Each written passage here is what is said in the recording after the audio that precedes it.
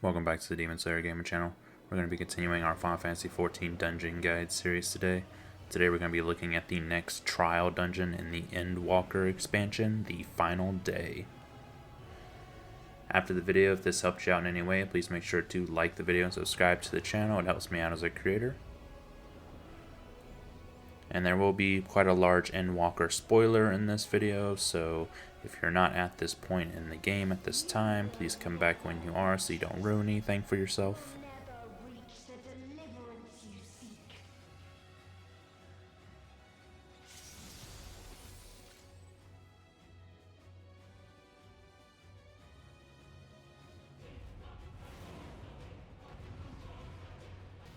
For this fight, you will need to save the limit break for a tank limit break 3 about halfway through, so make sure that you're not using that unnecessarily.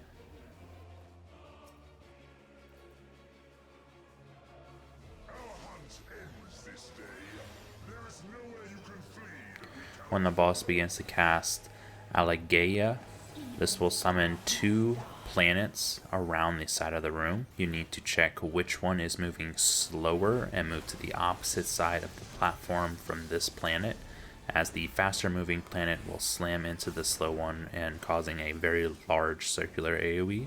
The spawn location and which planet is moving slower is completely random, so you will have to be paying attention to the placement and the pace at which they are moving.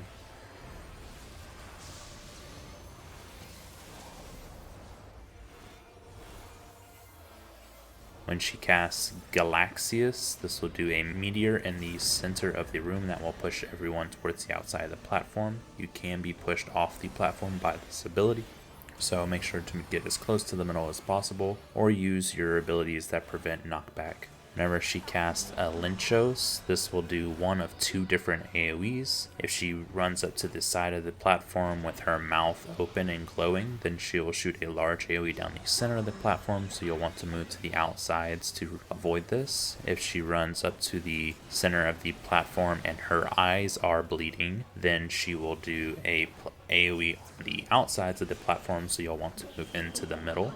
When she casts Death's Embrace, this will do a line AoE on every party member, so you'll want to spread out. Shortly after this, the location where you were standing, a feather will fall, which will perform a small circular AoE around it. So it is better to position yourself in the back half of the platform so that when the feathers fall, you can move towards the front half of the platform to avoid all of the AoEs. When she casts Aporia, this will summon multiple faces on the side of the platform that will mimic her ability for shooting the lasers across the platform, so you'll just want to position yourself in between these faces. Hubris is the tank buster ability that you'll want to pop a tank cooldown to help reduce the damage. These tank busters do have small AoEs around them, so make sure that you're not near the other tank or other party members so that you're not hitting them with the damage from this. When she casts Allegaia Unforgotten, this will cause the same AoE from the 2 planets as Allegaia did, but it will replicate itself shortly afterwards when she uses her next ability.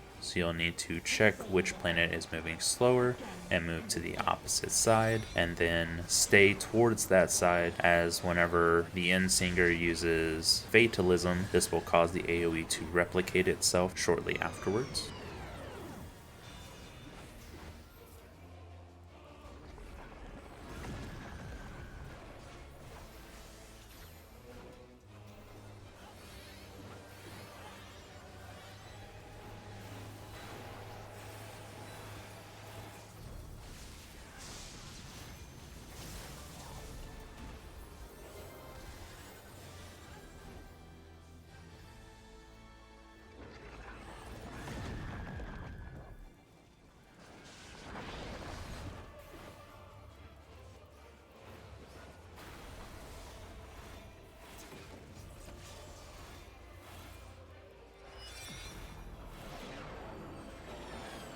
The next time she casts Fatalism, she will combine it with Galaxius.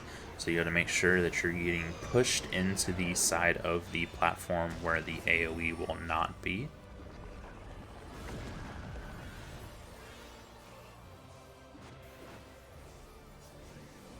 Ecstasis will put several circular AoEs on the platform which you'll just need to move out of. These will turn into different heads that will begin spawning large pools under them. The safe zones for these pools will be at the cardinal direction.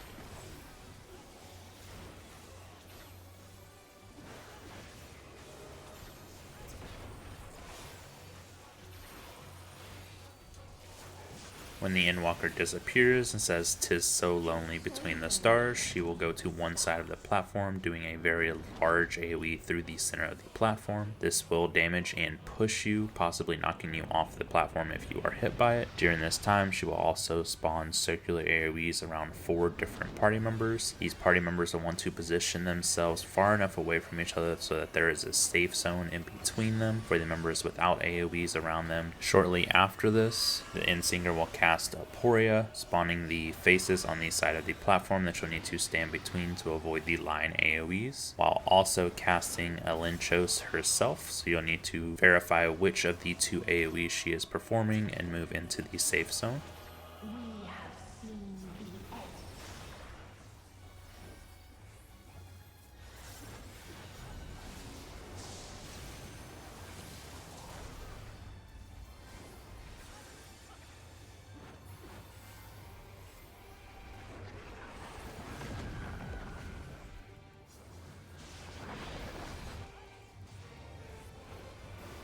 The next time she casts Allegaia Unforgotten, she will do it twice back to back before casting Fatalism to make them re-explode. So they should be on opposite sides of the platform, so whichever one the first one is on, then you'll move to the opposite side to avoid the second one. She will then cast Fatalism on the first one, so you'll reposition back to the other side of the platform, while also positioning yourself close to the middle for the Galaxius, and making sure that you're being pushed into the open area.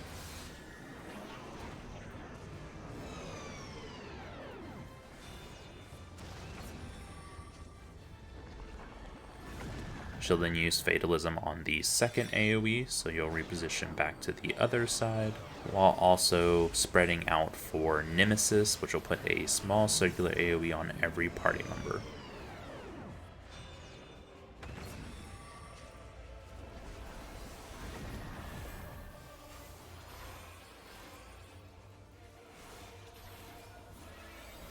She'll follow this up with Death's Embrace. Make sure that you're spreading out and position yourself towards the back half of the platform.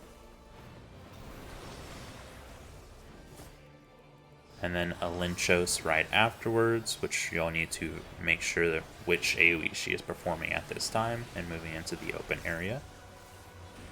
Followed by Hubris, so tanks make sure to move away from each other and everyone else in the party.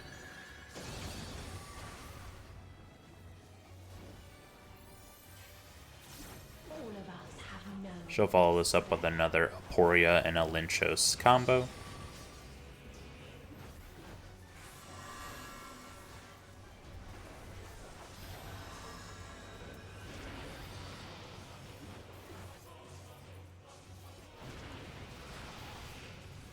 When she begins to cast Planetus, this will transition into phase 2.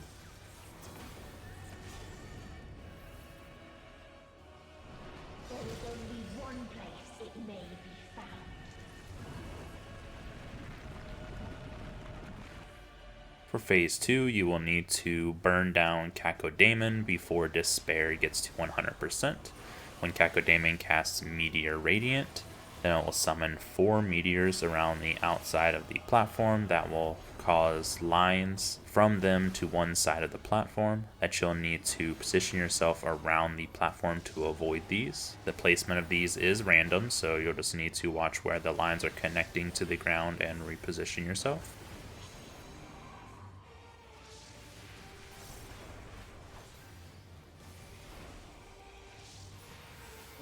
Meteor Outburst will do a circular AoE around every party member.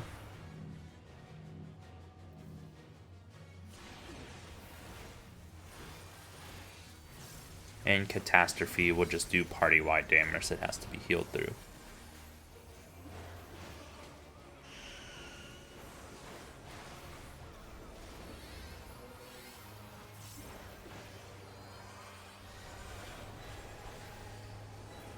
After the ad is dead, Enzinger will begin casting Oblivion. At this time, around 3 to 4 second mark, you will need to use the Tank Limit Break 3 to absorb the damage from Oblivion, otherwise you will die from this ability. Then you can damage the Enzinger for a little bit longer before she rewinds this ability and uses it back on the platform again. Unfortunately, even though she can rewind Oblivion, we will not get our limit break back. So at this time, you're guaranteed to die.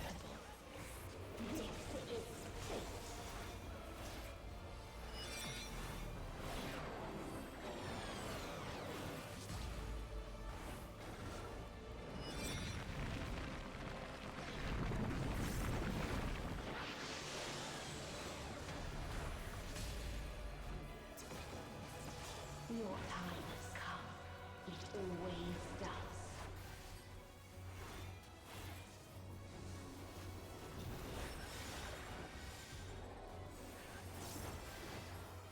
If you do not want story spoilers at this time, then skip past the cutscene.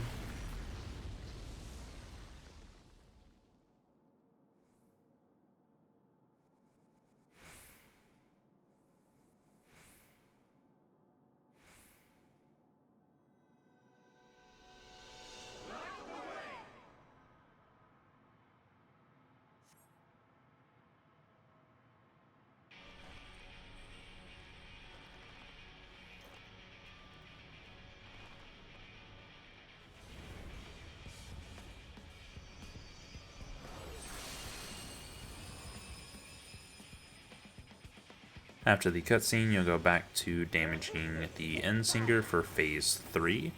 Phase 3 has 3 different abilities that will just be replicated over and over and over again. Telos will be party-wide damage that just has to be healed through. We cannot suffer it again. Telomania will cause 4 waves of AoE damage. For Telos and Telos Mania, you can group up in the middle of the platform and just do AoE heals. No matter the cost.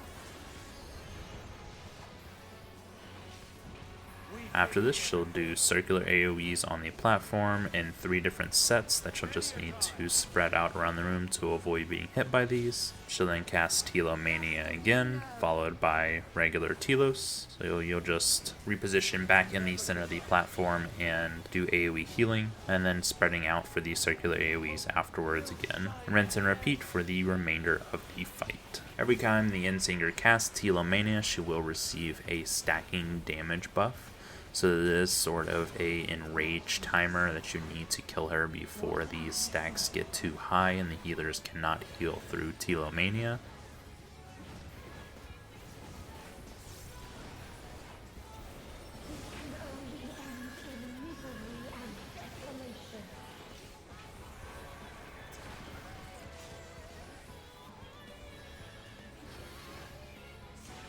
No life, no star, nor the universe itself.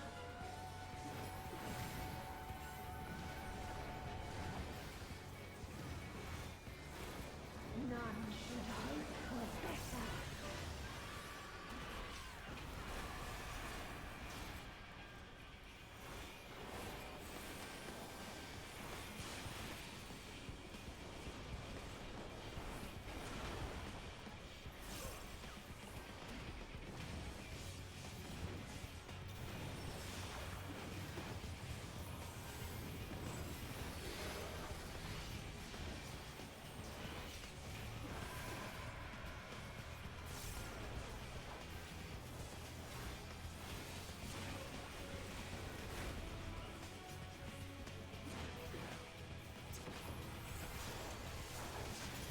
But this should be it for the final day.